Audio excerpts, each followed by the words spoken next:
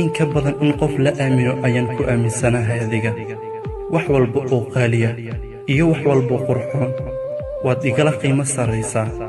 wax walba sabab ayay leeyihiin xataa geerida sabab ayay leedahay balse sababta aan ilaa xad kuugu hibayay kalsoonideeda aniga xataa ma garan karo sababta keentay midda waan ku ixtiraamaa ilaa xad waan ku aaminaa ilaa xad waana ku dhowraa ilaa xad ha ii ogaan wax walbaad aniga ii tahay balse keliya ii ogow ruux ku qadariya inaan ahay mar walba waxaad igu beertay maaha waxaan isku beeray maaha wax naga beermay maaha waa wax igu beermay keligay